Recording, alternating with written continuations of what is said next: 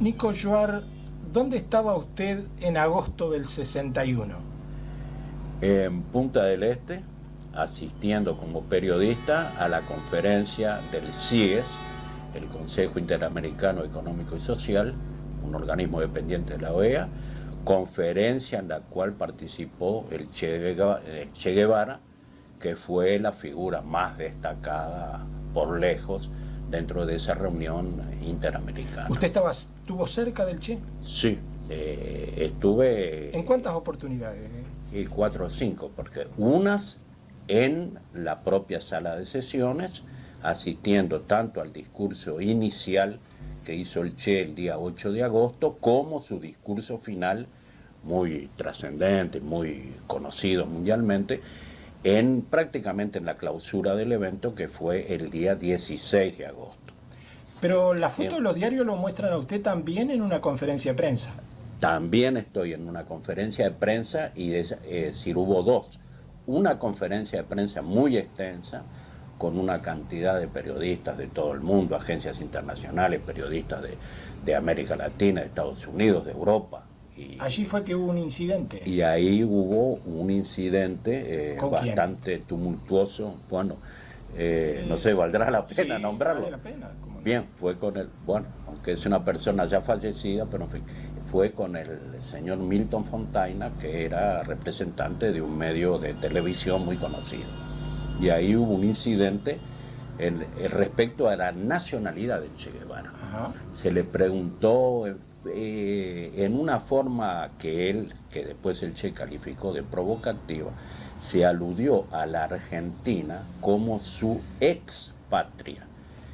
Y el Che le contestó de una manera muy enérgica y muy tajante, diciendo las siguientes cosas. Primero dice que yo soy argentino, Argentina es mi patria, tengo el sustratum cultural argentino y de ningún modo reniego de mi condición de argentino. Al mismo tiempo soy cubano como el que más, y al mismo tiempo soy latinoamericano. Ahí aludió a la condición de los libertadores y como Bolívar, como San Martín, diciendo que tenían una concepción latinoamericanista y que para ellos, como lo cuenta por otra parte de una manera muy graciosa García Márquez en uno de sus libros referido al ocaso de la vida de Bolívar, los libertadores decían que la patria es América. Y al mismo tiempo decía que además de todo eso, él se sentía un ciudadano del mundo y que era capaz de sentir en sí mismo el sufrimiento y el dolor por el hambre, la miseria, el atraso que sufrían las poblaciones del mundo, de cualquier pueblo del mundo. Es decir, en una palabra, le conjugó, yo diría, un sentimiento de patriotismo con un sentimiento de latinoamericanismo y de internacionalismo. Esa fue una réplica contundente que le hizo a este señor. Usted nos habla de dos conferencias de prensa, o sea que hubo una segunda. Esa fue donde usted más participó. Esa fue una entrevista que en el Hotel Playa, donde él se alojaba, que sigue estando ahora en el mismo lugar, ahí en Punta del Este, cerca del Hotel Casino Nogaró, donde se efectuó la conferencia, es decir, que ahí se sacaron las mesas de punto y banca y de la ruleta, se pusieron sillones ministeriales y ahí se hizo la conferencia. Muy cerquita, eso está en el extremo de la avenida Gorlero de Punta del Este. Muy cerquita ahí hay un hotel que se llama el Hotel Playa. Ahí residía el Che y ahí hizo una entrevista. Es decir, le dio una entrevista a un núcleo muy pequeñito de periodistas, entre los cuales yo me incluía. Ahí o sea que ustedes tuvieron un mano a mano con el Che. Un mano a mano que duró aproximadamente 1 hora. ¿Usted cómo lo vio al Che? Bueno, ¿cómo era el Che para usted? El Che era una persona que se me apareció con estos rasgos. Muy directa, muy sencilla, muy llana, muy franca. Con una disposición de ir derecho al grano, sin circunloquios, sin oropeles, sin ninguna cosa adjetiva. Él iba derecho a las cosas y además con un sentido de de fraternidad y de llaneza, repito. Es decir, ahí uno en ningún momento tenía la sensación que estaba hablando con alguien que ya a esa altura era, después de haber combatido en Guatemala y de haber tenido el papel relevante que tuvo en la Revolución Cubana, un auténtico héroe de América Latina. Pero yo hablaba con él de la misma manera que estoy hablando con usted ahora, es decir, con una tranquilidad absoluta. ¿Y qué demostraba? ¿Un hombre de cultura? ¿Un hombre concreto en el lenguaje? ¿Cómo era la cosa? Era un hombre culto, muy comunicativo, muy reflexivo, me pareció, un hombre que pensaba antes de hablar, que no hablaba en vano, digamos.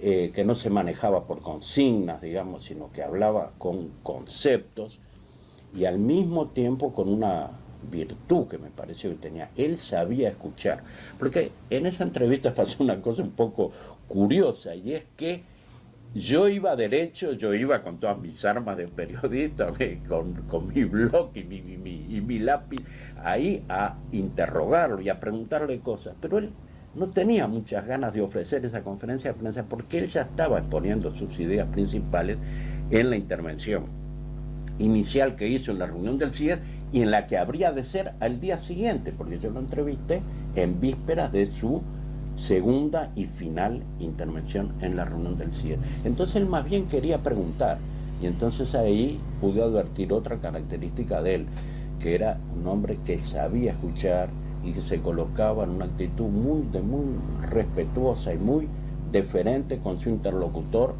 fuera cual fuera, ¿no? ¿Qué preguntas le hacía él a ustedes? Él preguntaba sobre cosas políticas y sociales, sobre todo de la realidad uruguaya y también argentina. Es decir, él quiso aprovechar esa circunstancia para completar, digamos, su conocimiento de la realidad de los dos países del Plata, es decir, de su patria, la Argentina y principalmente el Uruguay. Yo me di cuenta, por la forma como él iba desenvolviendo el interrogatorio, digamos, ¿no? En ese trastrueque de papeles. Que, claro, que él sabía, que él conocía mucho. Y él en algún lado dice, sin ostentación, pero en una forma modesta, él en algún lado dice que se precia de tener un conocimiento bastante aproximado, digamos, la realidad de América Latina, de cada uno de los países y sus diversificaciones, con todas sus particularidades. Pero se ve que él quería completar ahí el conocimiento que ya tenía del Uruguay y de la Argentina. Bueno, ¿cómo estaba vestido el Che? ¿Cómo era el Che físicamente? Bueno, él era tal como, digamos, como aparece ahí en las fotos. Ahí estaba vestido con una gran sencillez, con un pantalón y una camisa. ¿Militar? Militar, sí, con un pantalón y camisa militar, sí, atuendo que mantuvo durante toda la conferencia. Se dice que tenía una imagen simpática, digamos. Absolutamente simpática, repito, simpática, comunicativa, pero además muy fraterna, es decir, no había que romper ningún hielo, digo, para iniciar la conversación. Espontáneamente a la conversación, entonces se instalaba de inmediato un clima de calidez, de confianza mutua, recíproca, muy lindo. Tanto es así que no había ahí ninguna tensión, digamos, todo fluía, digamos, con una gran naturalidad, con un gran compañerismo, ¿verdad?, con una gran fraternidad. Tanto es así que en el momento que hubo que terminar, porque después de una hora de conversación y en víspera del discurso que él tenía que pronunciar, etcétera, tenía que revisar los apuntes, etcétera, era prudente mandarse mudar. Bueno, pero uno lo hacía con un sentimiento de gran pena, de gran dolor, ¿no? Y después, claro, después que uno ya se había ido, decía, pensar que tuve una hora hablando con este hombre, que es uno de las grandes figuras de América, y uno de esos hombres que hacen la historia, ¿no? Que no solo hablan, sino que hacen la historia, ¿verdad? Nico, pero usted lo vio también haciendo ese discurso final, que tuvo gran repercusión, ¿verdad? Sí. Fue un discurso enérgico. Sí, fue un discurso muy enérgico en el cual él explicó, y que complementó el discurso inicial. Es decir, entre los dos discursos él hizo un análisis de lo que era la Revolución Cubana, habló de los logros de la Revolución Cubana, tomó incluso polémicamente una frase del delegado, del cabeza de la delegación de los Estados Unidos, que era el secretario del Tesoro, Douglas Dillon, que dijo que en esa conferencia empezaba una nueva era. Él lo refería al lanzamiento de la Alianza por el Progreso que el presidente Kennedy lanzó precisamente en esa conferencia del CIES. El Che, por un lado, ridiculizó esa alianza, demostró que era totalmente inconsistente, que incluso desde el punto de vista económico no daba nada o daba muy poco, que en gran parte eran promesas a futuro que se cumplirían o no, y además por un monto escuálido, pero dijo que fundamentalmente la caracterizó de una manera muy gráfica como la revolución de las letrinas. Dice, porque esta plata que va a venir, que es muy poca, y que está condicionada, no va a resolver ninguno de nuestros grandes problemas en nuestros países, que son en primer lugar el de poder industrializarse, desarrollarse en el sentido industrial agrario, como Cuba lo estaba empezando a hacer en ese momento. Entonces él en ese sentido lo caracterizó, dijo que se iban a hacer con esa plata algunas obras públicas, y en ese sentido la definió como la revolución de las letrinas. En esa conferencia se gestó la expulsión de Cuba de la OEA. Sí y no, es decir... ¿Cómo es eso? Sí, en realidad sí se gestó, es decir, ahí estuvo en danza todo eso. Había lo que estaba circulando por ahí, era lo que se llamaban los corrillos, el proyecto Beltrán-Dillon. Beltrán era Pedro Beltrán Espantoso, era ¿uruguayo? Peruano, era la cabeza de la delegación peruana, y conjuntamente con Dillon anduvieron cocinando un proyecto para expulsar a Cuba de la OEA. Ahí no lo pudieron hacer, es decir, la resistencia de Cuba fue muy vigorosa, y además sus razones fueron muy poderosas, y además ahí es cuando el Che dijo, replicándolo a Dillon, que efectivamente ahí empezaba una nueva época, pero no por la Alianza por el Progreso, sino por la Revolución Cubana, que a partir de ese momento se ofrecía como un ejemplo para todos los países de América Latina.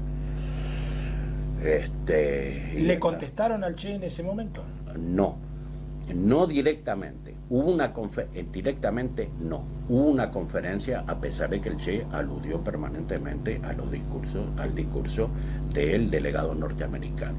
El delegado norteamericano Dillon hizo una conferencia de prensa al final, el día 17 de agosto, cuando ya había concluido la conferencia y incluso se había cerrado oficialmente, se habían arriado las banderas, etcétera. Hizo una conferencia de prensa de ataques contra Cuba, pero bajo cuerda lo que estuvieron cocinando ahí, y eso lo hicieron sobre todo con el delegado de Colombia, que era el entonces canciller Julio César Turbay Ayala, que empezó a recorrer los países de América Latina para ir concitando voluntades para hacer una nueva reunión en la cual se trataría directamente la expulsión de Cuba del sistema interamericano.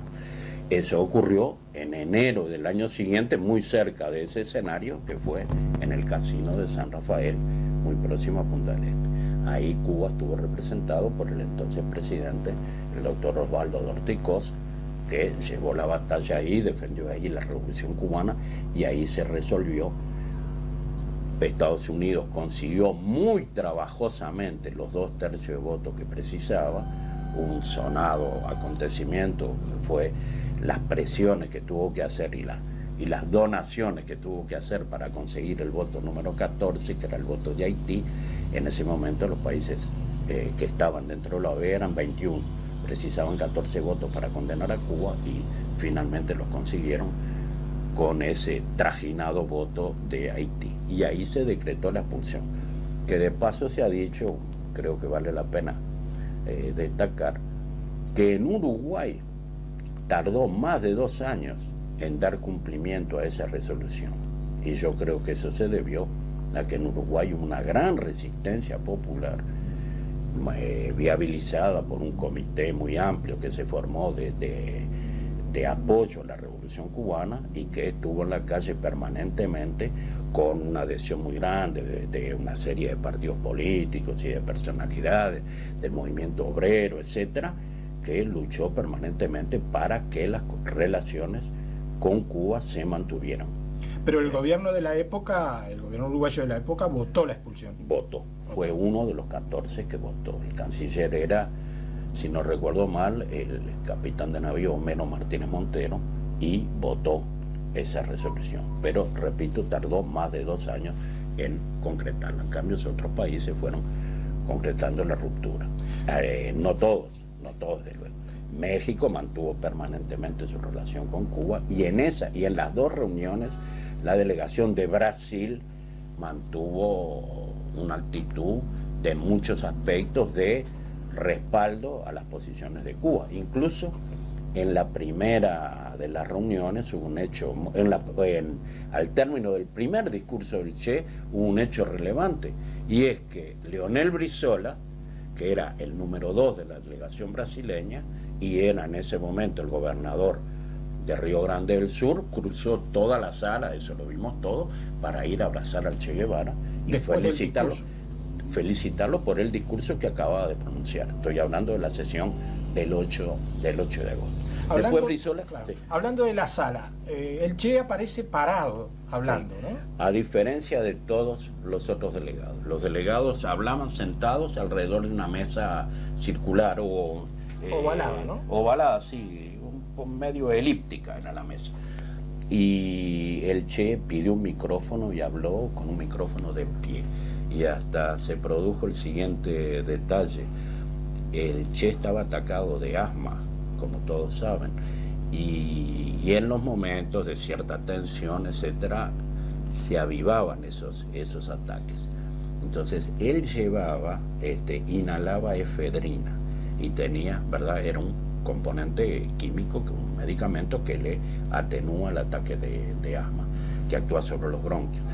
Y él tenía una pequeña jeringuita roja que tenía, y ahí inhalaba la efedrina. Y se puso de pie para hablar, le instalaron ese micrófono de pie con su atuendo militar y se inhala efedrina y empieza. Y comienza, y ahí realiza su discurso. ¿Lo leyó o lo...? No tenía... eran de esos discursos hechos sobre la base de apuntes, digamos, podríamos llamarlo semi-redactados. Bueno, yo los vi los apuntes del segundo discurso en realidad, por las circunstancias que yo apunté, porque como yo no le pude hacer el reportaje, en compensación me dio las notas que tenía, me dice, con esto tú armas tu nota, y me dio los apuntes con los cuales iba a hacer el discurso al día siguiente. Eran, podríamos una decir, guía, ¿no?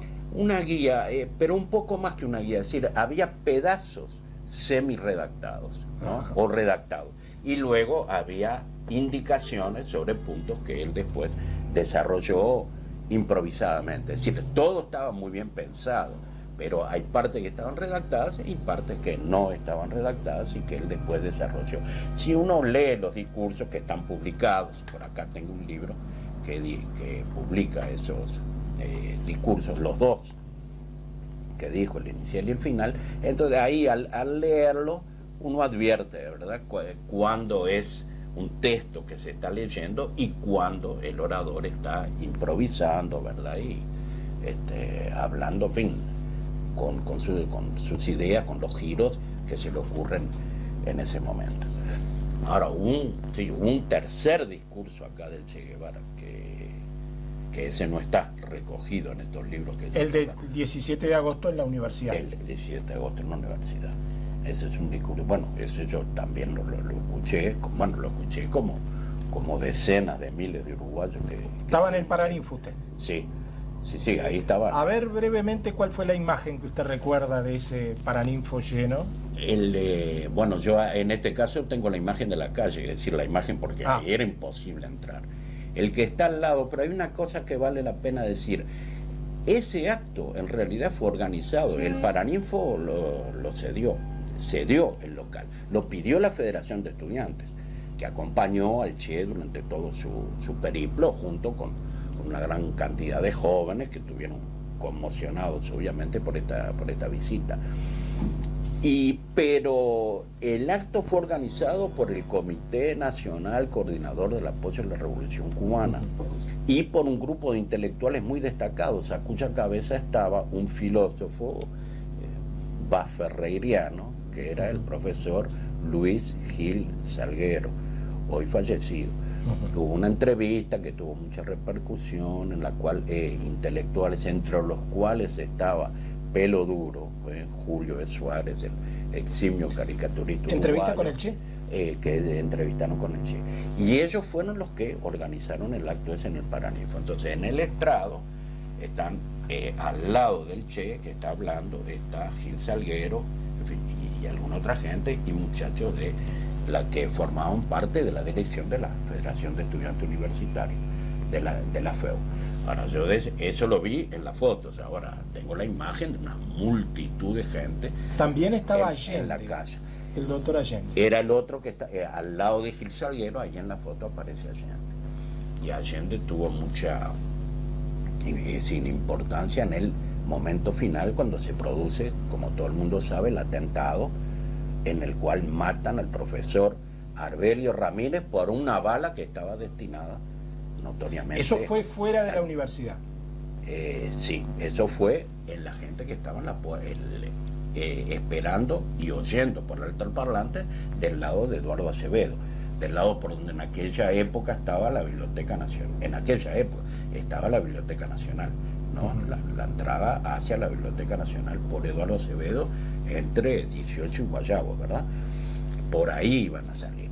En realidad, sí, y ahí, bueno, la crónica y algo de eso yo le sentí decir al Che después, en la noche, ellos salieron por una puerta que no era la que estaba inicialmente prevista. Claro. Y entonces, una versión es que el Che vio a alguien que apuntaba y la bala venía para él, que estaba saliendo del brazo de Allende. Salvador Allende era en aquel momento presidente del Senado de Chile, a la vez era presidente del movimiento de solidaridad con la Revolución Cubana en su país, y había venido al Uruguay para participar en una conferencia, en lo que se llamó la conferencia paralela. La conferencia paralela, que era una conferencia antiimperialista que se hizo con personalidades de muchos países de América Latina, el gran periodista argentino Gregorio Seltzer, Josué de Castro, el eminente científico brasilero y otra gente, se congregaron en Montevideo y paralelamente a la conferencia de Punta del Este hicieron una conferencia antiimperialista acá. Allende vino a ese evento, estaba con el Che en el estrado del Paraninfo de la universidad, salieron juntos y el Che vio que que alguien disparaba, lo apartó a Allende de la trayectoria de la bala, y en el camino La Habana encontró la cabeza de este distinguido profesor de historia de la Facultad de Humanidades, y lo mató Arbelio Ramírez, y lo mató prácticamente en el acto. Cuando llegó al hospital, al sanatorio, ya estaba muerto. En esa noche tengo un relato muy vivo de el desconsuelo del Che, no solo por eso, es decir, pensando que una persona había muerto, ¿no?, injustamente por una bala que le estaba destinada a él. Después se preocupó de los hijos del profesor Arbelio Ramírez, creo que los invitó a ir a Cuba. Es decir, él tenía, por lo que yo sé, 2 hijos. Nico, a 30 años de esos hechos, ¿qué imagen tiene usted del Che? La imagen más destacada estos días es la de un mito, la de un héroe que prácticamente sin ideología todos recogen la foto, la imagen. ¿Usted tiene eso? ¿Usted retiene esa imagen? No exactamente, no. Yo la valoración que hago es la siguiente, y la voy a decir con palabras no mías, sino con palabras de él mismo, y contenidas en una carta, en una de sus últimas cartas que le escribió a sus queridos viejos. Él en esa carta dice, después de decir unas cosas muy lindas, ¿no?, habla de que siente sobre su costilla que otra vez se va a lanzar como a la aventura, pero dice que él no es un aventurero, habla del costillar de Rocinante, en fin, no una imagen sacado del Quijote de la Mancha, pero ahí dice que él lo que quiere es poner el pellejo detrás de las palabras. Posteriormente, en un reportaje que le hicieron unos jóvenes uruguayos a Rodney y Arismendi, él destaca esa frase y la hace suya, y hace todo el reportaje girando sobre esa idea, la de poner el pellejo detrás de la palabra. Para mí, fundamentalmente, el Che lo que deja es el ejemplo de una persona, de un combatiente que hace lo que dice y dice lo que hace, y que está dispuesto a sostener sus ideas hasta el último minuto, hasta el último átomo de energía, hasta la muerte, como lo hizo, en favor de esas ideas. Es un luchador de toda la vida, que tiene un ideal, que es un ideal antiimperialista, que es un ideal a favor de un mundo que considera a Estados Unidos como el enemigo principal de nuestro pueblo, que avisora un mundo nuevo. Él escribió páginas bellísimas, dedicadas, por ejemplo, al semanario Marcha, sobre el hombre nuevo, sobre el hombre del siglo XXI. Ese trabajo se llama El socialismo y el hombre en Cuba, y él, en favor de ese hombre nuevo, en un mundo nuevo, en un mundo de fraternidad entre los hombres, en un mundo sin explotación de clase, en un mundo que no es el de la explotación capitalista, sino en un mundo de perspectiva socialista y comunista, él lo que estaba dispuesto era luchar hasta el último aliento, dar todo de sí, sin medir ningún sacrificio, para que esas ideas en las cuales él creía se convirtieran en realidad. Esa es la imagen del Che. Un hombre con un ideal y que lucha para que ese ideal se convierta en realidad, y que considera que ningún esfuerzo es poco para lograr ese ideal. Esa es la imagen que yo retengo del Che.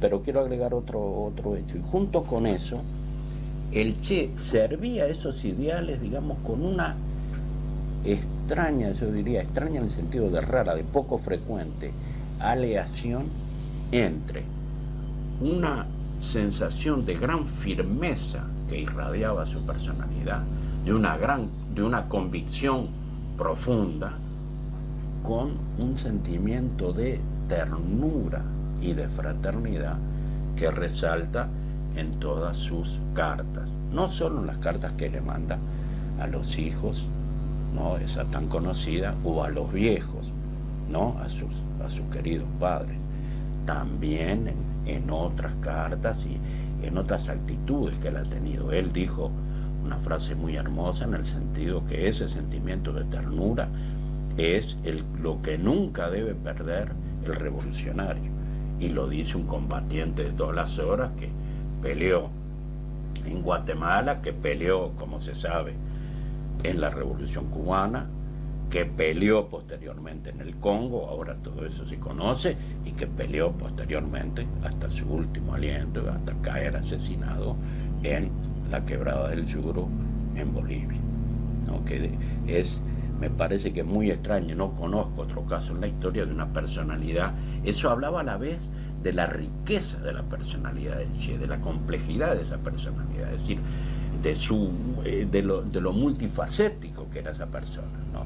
Que al mismo tiempo que era un hombre había sido un guerrillero, que había estado luchando, que había tenido ese sentimiento de firmeza, que exigía, como es notorio, a sus tropas una disciplina de hierro, y tenía una exigencia total, porque esa es una de las leyes de la guerra. Al mismo tiempo albergaba en su corazón esos sentimientos de ternura, ¿verdad?, de fraternidad, de solidaridad entre los hombres, y repito, decía que eso es lo que nunca debe perder un revolucionario auténtico. Nico Joar, Video Reporte le agradece estas palabras, estos recuerdos sobre el Che Guevara. Bueno, yo le agradezco mucho a ustedes la posibilidad de poder revivir 36 años después esas 2 semanas en que pude, como tantos otros uruguayos, poder compartir con esta figura extraordinaria, con este auténtico héroe de nuestra América Latina. En el Uruguay, ¿verdad? En el Uruguay.